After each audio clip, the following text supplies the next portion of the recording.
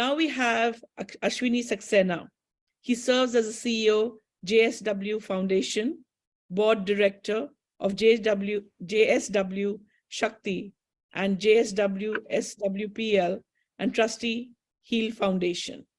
In his 30-year-long career at UNIDO, IFC World Bank, and other large corporates, Ashwini has worked across India and Africa, leading MSMEs development, CSR sustainability programs, and has championed IFC's sustainability tools in South Asia.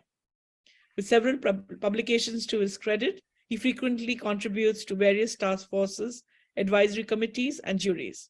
Today, Ashwini gives us an insight on the role of CSR in achievement of SDGs, the challenges and opportunities. Thank you. This is Indian good evening time, so I must say good evening to all of you. I'm sure my global friends are from various time zones, so please accommodate accordingly. Thank you so much for giving me this opportunity to speak on a topic which is quite close to my heart, because I've been a development / CSR professional, sustainability professional, whatever word you may like to use.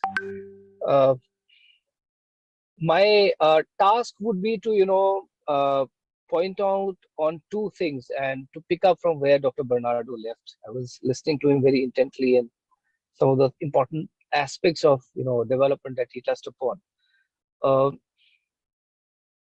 First of all, I would like to focus on how SDGs. I'm sure it's not important for me to touch upon as to why SDGs are important. All of us know SDGs are important for all of us, but the significance of SDGs vis-a-vis the earlier MDGs that we were using as the goalpost, as the sign for our guiding light. The thing that SDGs point out in a very big way and very importantly for us is that, number one, development is supposed to be co-owned by all constituents of this globe. It's neither a public issue, it's nor a private issue, and three, nor is it only in the hands of the CSOs, as we call them. It's everybody's responsibility. It is everybody's goal. So I think that's one very important thing that SDGs have kind of brought out once again very significantly. The second point is that it has for the first time very clearly defined that the private sector also happens to have a very, very important role in that. And therefore, the involvement of private sector at the time of even setting of the targets and the goals, I think that's another very important point, which kind of also puts a lot of emphasis on the private sector to be behaving responsibly and adding to this attainment of SDGs. And they do have the capacities also, the wherewithal also. And it's certainly not just financial when we talk about how many trillions of dollars are going to be required to attain the SDGs over the coming 2 decades.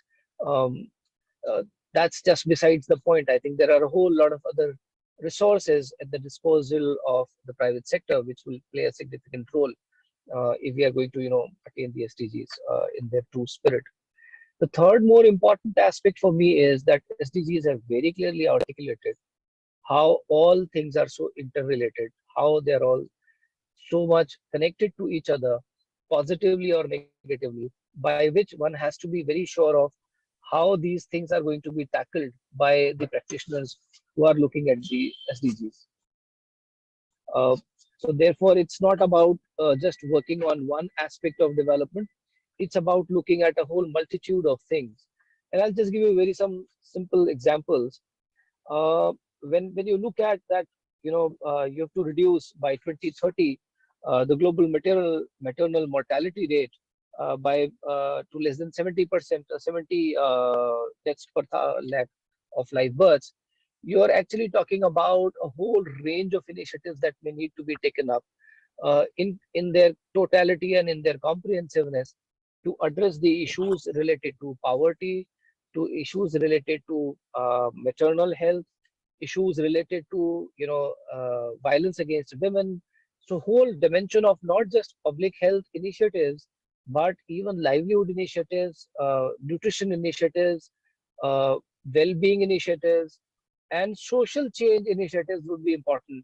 so as to achieve that this maternal mortality rate is achieved where we want to, reach it by 2030. Similarly, if you look at, the way the targets are set for doubling up the agricultural productivity, it certainly does not mean that you can do agricultural productivity, enhance it to a certain level without keeping cognizance of how this is going to shape up in terms of your carbon emissions, in terms of how climate smart this agriculture is supposed to be. I'm sorry. And so therefore, the significance of comprehensiveness, the significance of looking at the larger picture and in its complete dimensions of it, I think that's where the focus SDGs are pointing us towards. And this is where I believe that CSR plays a very significant role in that. First of all, because the SDGs do require private sector to play a significant role in this, in the attainment of SDGs. Therefore, CSR becomes the first important tool at the hands of the private sector. The second one, that comprehensiveness that is required, the long-term sustenance that is required to continue sustain your efforts on a long-term basis and make sure that we do deliver on some of those targets. I think that's the second challenge which the private sector can play. I always, anecdotally refer this to all my team members and my other colleagues in the sector, that while the policymakers may change, the implementers may change, the implementing CSOs may decide to work on a certain subject or not, but we as a private sector have a perpetual presence wherever we have set up a steel plant, or wherever you have an energy plant, or wherever you have put a cement plant, or for that matter any other initiative that you may be doing as a private sector entity. You are there for a project life cycle of not less than 30 to 50 years. And therefore, it's important for them to be in the driving seat and make sure that contextually relevant things which are locally important are taken care of. And therefore, this so-called social license to operate, which is the most common term used in the space of CSR, is not just about doing small little things to keep the local communities happy and just doing good neighborhood practices. There is a greater opportunity for you to be sitting in the driving seat for developmental change, for a positive change in people's lives, and thereby building that relationship, a long-term trust relationship with the communities, which is going to set ground for you to have your social license to operate. So therefore, this is where I think the CSR again plays a very important role. Now, so therefore, if these are the opportunities, where are the challenges also lying in terms of implementation of CSR? CSR, the way it has grown from various directions. Somewhere it has been an extension of IR and HR activities. Somewhere it has been an extension of communication activities. So it's more about PR and communications, for a company's lens. At some places, CSR has taken up a shape through a very different marketing kind of a lens, etc.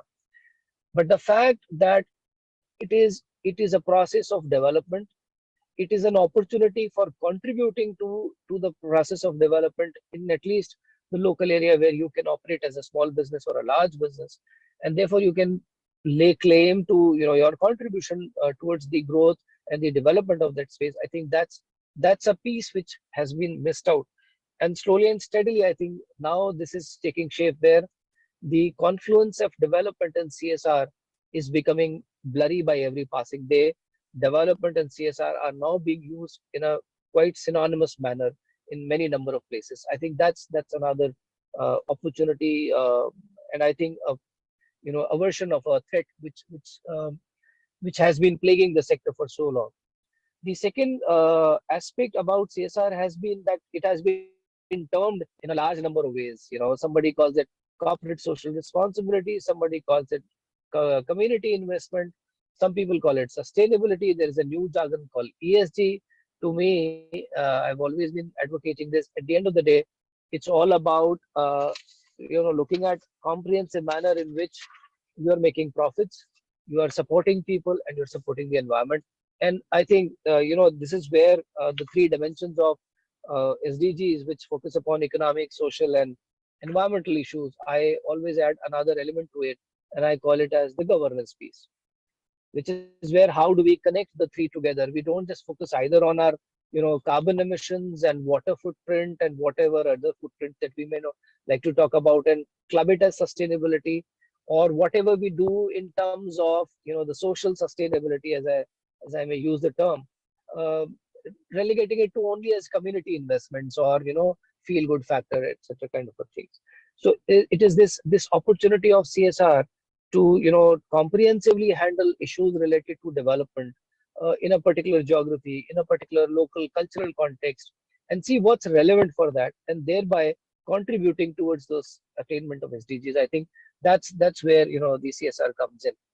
We as a foundation have been 30 years old as an organization, and uh, ever since the SDGs have come, we've adopted a framework where every single piece of work that we do is methodically mapped to the SDGs, and not just the SDGs, but the 169 subordinate targets that have been set.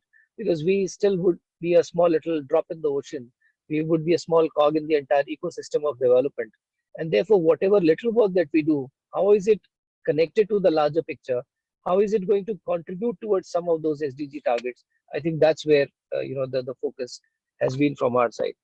Uh, the challenges, therefore, for implementation of CSR to attain SDGs is one, the level of understanding that exists in terms of what and how SDGs are and they need to be tackled. Third, not using the word SDGs and just using any of those terminologies in a very cursory fashion. There is a lot of detail there, a lot of material has been generated. It's important for CSR institutions to focus upon that and get into those details, and therefore align their work better. The third challenge, which I think is internal to CSR institutions, is that you know uh, it's important for you to report back on what you achieved. And when you have to report back, you normally tend to report back with a sectoral lens. And when you start reporting back in a sectoral lens, you knowingly or unknowingly start putting things into silos. And the moment you start putting things into silos, you miss the interconnections, the lateral connections that one target may have with the other one.